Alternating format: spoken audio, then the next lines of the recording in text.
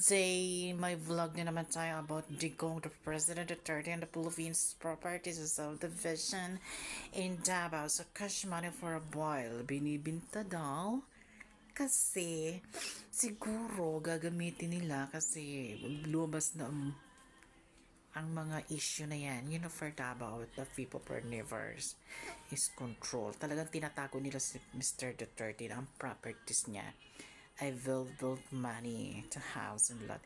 So, before 2015 pa ako nag-eleksyon to International about China Bank on Duterte expressed na yan si Duterte talaga. Ginamit din ako yan sa China para ang China magpautang dyan sa Philippines government. You know, blah blah blah blah. There's something.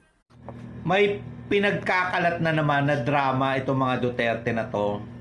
Dramang-drama ang dating. Tungkol ito dun sa bahay ni Digong na luma na ibinebenta dyan sa Davao City.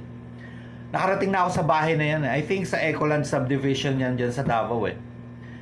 Kung nagsasalita lang yung bahay na yan, sasabihin ng bahay, ginagamit nyo na naman ako mga Duterte para humingi ng awa sa mga tao.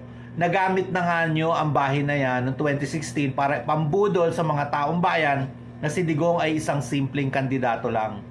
Na siya ay isang simpleng tao lang, na maliit lang ang bahay niya, na kumakain siya sa karinderya. Yung mga drama na yan, bulok na yung style na yan eh. Bulok na.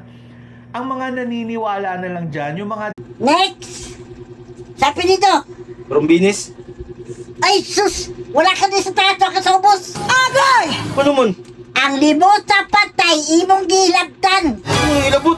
Sayo, kita ka kayo ni San Pedro dong! Maram na akong gilabtan no? Tunga na tayo na eh. Kasudla ko na eh. Sige. Ay, saan ginawa ko yung pataan eh? Nagdabay-daban ako! Anak ka sa dipel!